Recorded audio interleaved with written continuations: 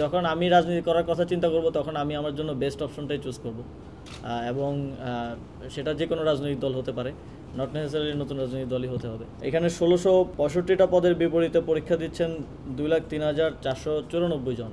প্রতি পদের বিপরীতে পরীক্ষা দিচ্ছেন ১২২ জন। মানে আমরা ইউনিভার্সিটিতেও যখন অ্যাডমিশন টেস্ট দিতাম একটা সিটের বিপরীতে ৩০ জন ৪০ জন হয়তো দিতাম। তো এটা থেকে দেখা যায় যে আমাদের আসলে বেকারত্বটা কোন পর্যায়ে আছে এবং সেখানে আমরা আসলে কতটুকু অ্যাড্রেস করতে পারছি।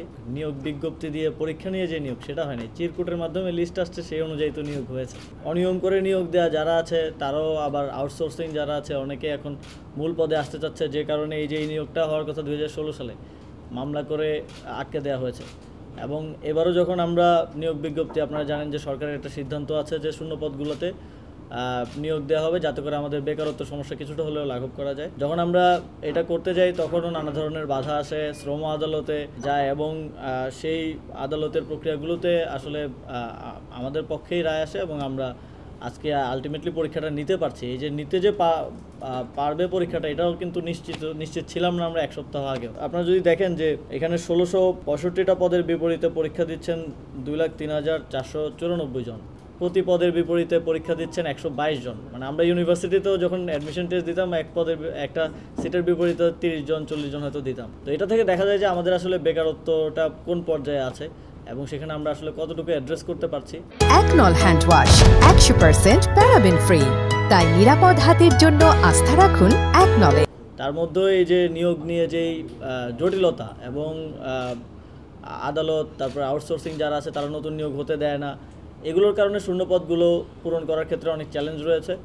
আমাদের স্থানীয় সরকার পল্লী উন্নয়ন সমবায় মন্ত্রণালয়ে প্রায় ৬০,০০০ শূন্যপদ আছে এবং এর মধ্যে অধিকাংশই আপনারা জানেন যে পৌরসভা, সিটি কর্পোরেশনের মতো স্বায়ত্তশাসিত প্রতিষ্ঠানগুলো, সেগুলোতে আমরা চাপ দিতে পারি না।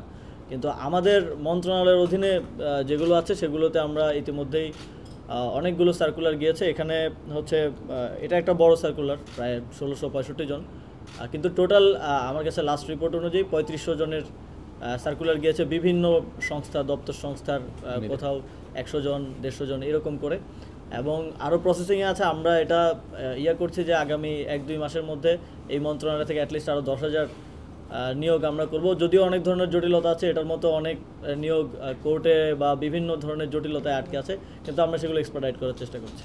জুলাই গণ অভ্যুত্থানে সামনে থেকে নেতৃত্ব দেওয়ার কারণে মানুষের একটা আকাঙ্ক্ষা তো আছে যে আমরা দেশের জন্য দীর্ঘমেয়াদে কাজ করি। তবে কোন রাজনৈতিক দলে আসলে যুক্ত হব সেটা তো এখনই আসলে সিদ্ধান্ত নেওয়ার সময় হয়নি, কিংবা কখন যুক্ত হব সেটাও এখনও আসলে অনেকটাই আনসার্টেইন।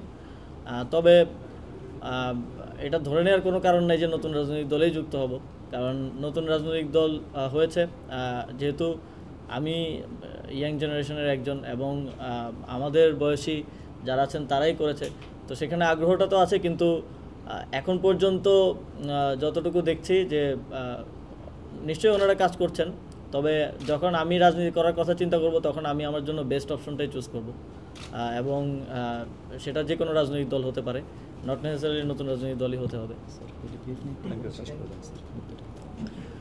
ঠিক আছে, আমরা আজকের যেই পরীক্ষা চলছে এটা নিয়ে সর্বশেষ এটাই বলতে চাই যে আমরা চাই এই নিয়োগটা সর্বোচ্চ স্বচ্ছতার সাথে হোক।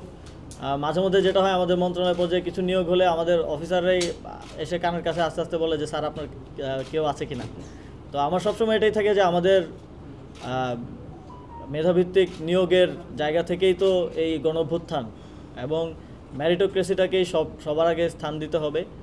সুতরাং রিটেন কিংবা ভাইভাতে কোথাও কোনো প্রকার অনিয়ম যেন না হয়, এটা আমাদের সর্বোচ্চ প্রায়োরিটি। এই জন্যই রিটার্নের দায়িত্বটা আমরা এমএসটিকে দিয়েছি, যাতে করে প্রশ্ন ফাঁসের একটা সমস্যা আমাদের আছে প্রায়, আপনারা দেখে থাকেন। এখন পর্যন্ত এই পরীক্ষায় আমরা কোনো এরকম অভিযোগ পাইনি। আপনারা যদি কিছু পেয়ে থাকেন আমাদেরকে জানাবেন অবশ্যই। আমরা সর্বোচ্চ স্বচ্ছতার সাথে এই নিয়োগটা দিতে চাই এবং পরবর্তী যত নিয়োগ হবে সেটাও সর্বোচ্চ স্বচ্ছতার সাথে শেষ করতে চাই। ধন্যবাদ সবাইকে, আসসালামু আলাইকুম।